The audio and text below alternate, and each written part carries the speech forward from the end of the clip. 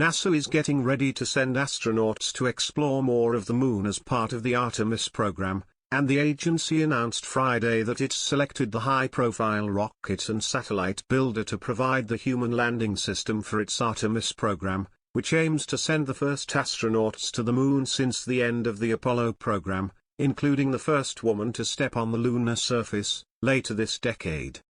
SpaceX already has a vehicle in mind and under development for the job.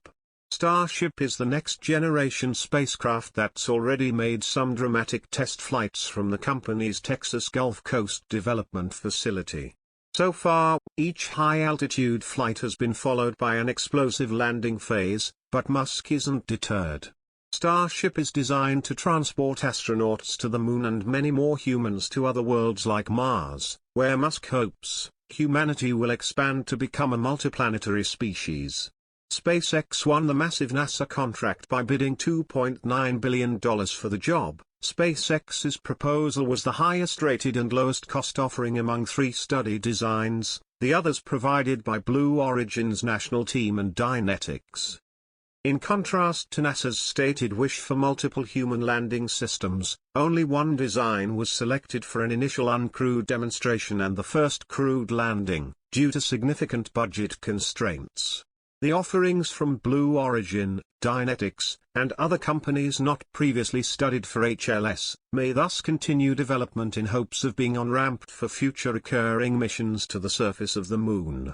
SpaceX was selected for an HLS option award, which calls for a demonstration of aggregation of the various elements of the system, docking the lander to the Orion spacecraft, transfer of crew from Orion to the lander in lunar orbit, conducting an extravehicular activity, EVA, after landing, and returning the crew and other materials from the surface. This included both an uncrewed and a crewed demonstration mission.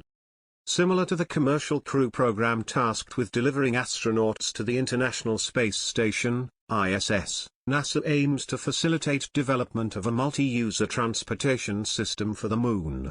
That is, NASA wants to be one of multiple customers to eventually utilize the vehicle designs produced from the HLS program.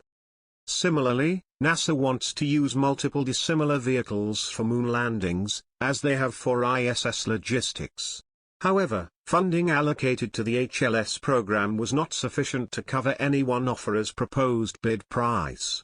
The source selection statement justifying NASA's award decision states that while it remains the agency's desire to preserve a competitive environment at this stage of the HLS program, at the initial prices and milestone payment phasing proposed by each of the option and offerers, NASA's current fiscal year budget did not support even a single optioner award. SpaceX's total evaluated price for their proposal was $2,941,394,557.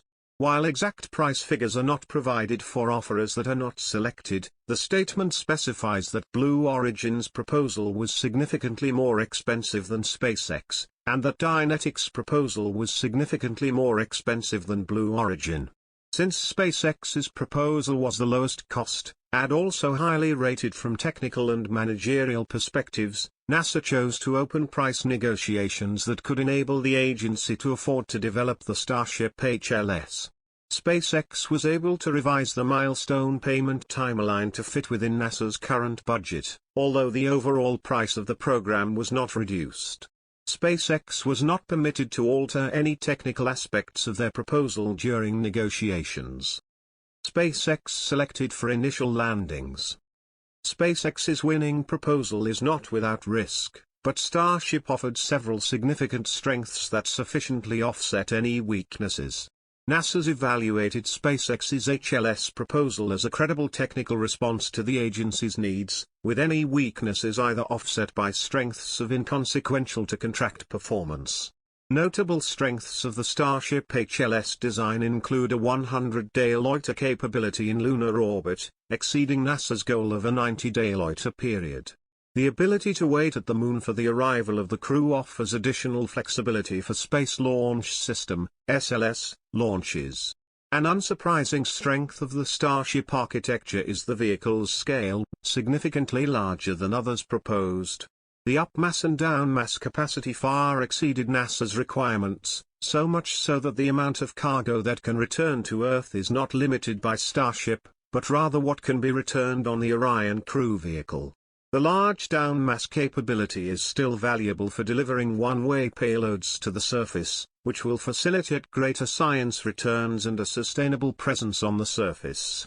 The Starship design also supports a greater number of EVAs for longer durations than required.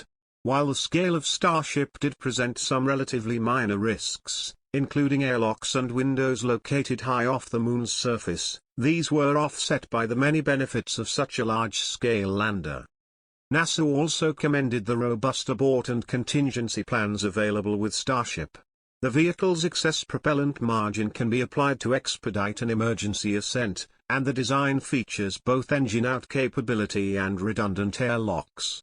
A focus of the HLS solicitation was also the ability to evolve vehicles to operate sustainably, using reusable vehicles that can be refueled and serve as useful habitation assets on the surface.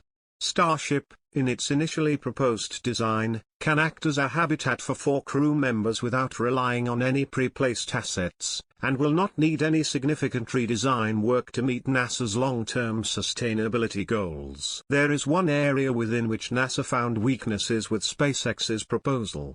The Starship architecture relies heavily on refueling in low Earth orbit, LEO, which complicates the company's concept of operations. Plans call for a propellant tanker in LEO to be fueled by multiple Starship missions prior to the HLS Starship launching to refuel from that tanker and depart for the Moon. By launching the lander after the fuel has been delivered to orbit, risk to the time-critical lander is mitigated, as well as schedule risks for the crew to be launched on Orion and SLS. Other minor risks identified during the HLS study period are mitigated by an aggressive testing plan, which is already underway at SpaceX's facilities in Boca Chica, Texas, the site of multiple Starship flight tests to date. NASA rated SpaceX's HLS management structure as outstanding, citing the company's plan to self-fund more than half of development and testing. SpaceX is developing Starship for multiple markets, which aligns with NASA's commercialization goals and reduces price.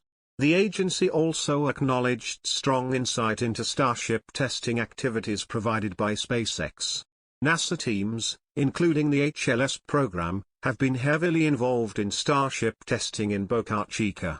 Since Starship development originated as a Mars vehicle, with several other capabilities also in development for Earth orbit and other destinations, development would in all likelihood have continued in the absence of an HLS award. However, capabilities specifically requested for NASA's Artemis program may have been omitted, or SpaceX could have descoped lunar surface missions entirely if a lack of other customers developed. Starship is also an eligible vehicle for uncrewed landings under NASA's Commercial Lunar Payload Services (CLPS) program, but has not yet been awarded any CLPS task orders.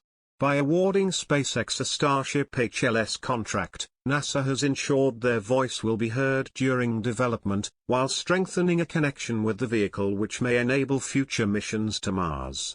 From SpaceX's perspective, this award enables collaboration with experienced NASA teams that will greatly improve the chances of success for the Starship program.